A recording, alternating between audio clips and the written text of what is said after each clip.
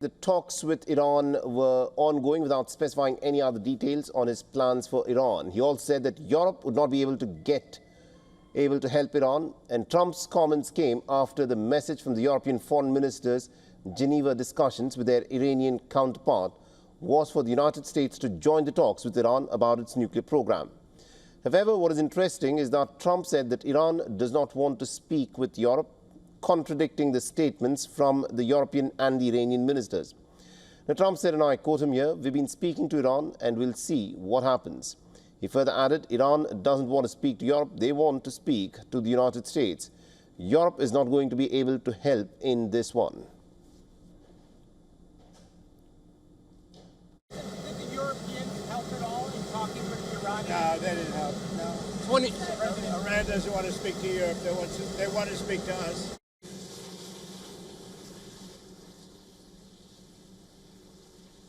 Now, Trump said that it is pretty hard to request the state of Israel to stop its attacks on Iran.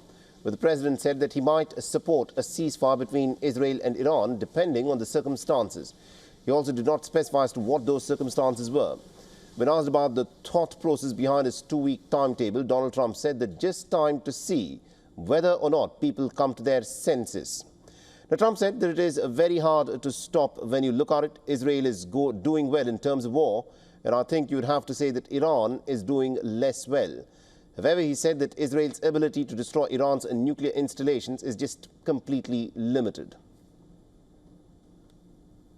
Netanyahu said that they had the capacity to take out all of Iran's nuclear facilities. So what role would the U.S. be able to play, and why would they, if Israel says that they have all of the abilities, their own military? I'm not sure he said that, but they really have a very limited capacity. They could break through a little section, but they can't go down very deep. They don't have that capacity, and we'll have to see what happens. Maybe it won't be necessary. Maybe it won't be necessary. All right, so that, of course, is Donald Trump's statement saying that Israel has a very limited capacity in destroying Iran's nuclear facilities.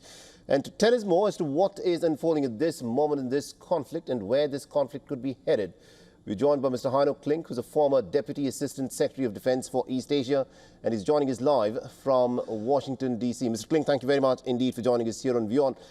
You just heard Donald Trump's statement there where he said that Israel hasn't got the capacity to completely destroy Iran's nuclear capabilities. In your assessment, do you think the Israelis started off with this war without having the capacity to go through this job and then expected the Americans to come and finish the job?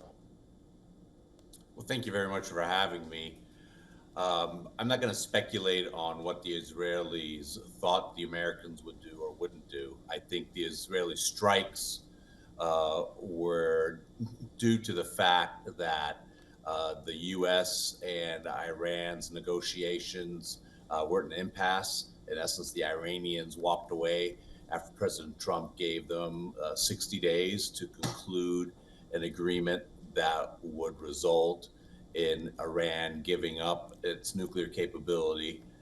Then that happened at the same time as the IAEA published its report that found Iran non-compliant with some of its non-proliferation commitments. So I think the Israeli timing was based on those two things and the fact that there was reporting out there that Iran had a credible ability to have a breakthrough nuclear capability. I think that's what occurred. And I think what we've seen now in the last week of Israeli strikes, they have in fact degraded the Iranian nuclear capability and many other offensive capabilities. President Trump's comments this afternoon, I believe, will relate specifically to the Fordow nuclear facility, where the vast majority of Iranian centrifuges are buried within a mountain. Right. That is a facility that would be hard for Israel to crack. Right. Fordow, because of the physical terrain and also because of the fact that it is underground, it is really hard for the Israelis to crack. But there is also a problem with the Bushehr nuclear plant. According to reports, there are about 150 Russian technicians and engineers who apparently work in the Bushehr nuclear plant. The Israelis have said that they have not attacked the Bushehr nuclear plant. And the IAEA chief, a little while back in his statement, has said that attacking the Bushehr nuclear facility would be very, very damaging. It could result in some kind of a nuclear disaster similar to what unfolded in Chernobyl because of the radioactive leaks that could happen if that facility were to be attacked by Israel. With that being the case, do you think this would have been factored in by the Israeli Prime Minister that if he were to attack the Iranian nuclear facilities, there could be a Chernobyl-like disaster? I think that's certainly part of any prudent planning on the part of Prime Minister Netanyahu's government and the IDF in particular. But I still believe the facility that is, in essence, the center of gravity of the Iranian nuclear program is Fordow, as it houses the centrifuges.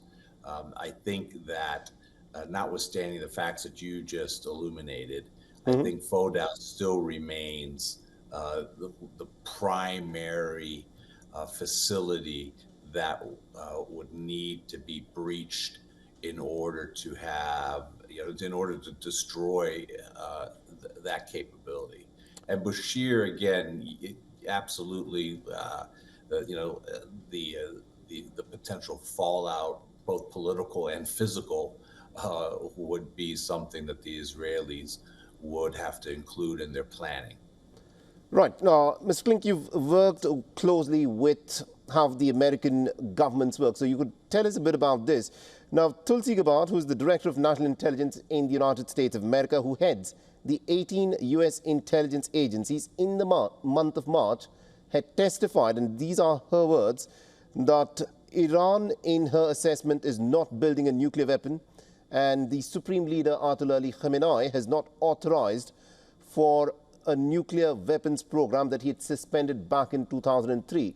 With this being the clear, assessment by the Director of National Intelligence, who's a part of Trump's cabinet, why do you think Trump does not heed to her advice or agree with her? I don't know, to be perfectly frank, and to remain frank. What matters is what the President of the United States thinks, first and foremost. So President Trump has been very, very clear that it is his objective to ensure that Iran does not have a nuclear capability. That is the prerequisite required for any kind of diplomatic solution and for a potential pathway for Iran to be welcomed again into the community of nations and having sanctions removed. So what the president has said has been very consistent, both through his first term, now his second term, and even before he ever entered politics. All right, we'll have to leave that. Thank you very much indeed, Mr. Klink, for joining us with that perspective there. Thank you.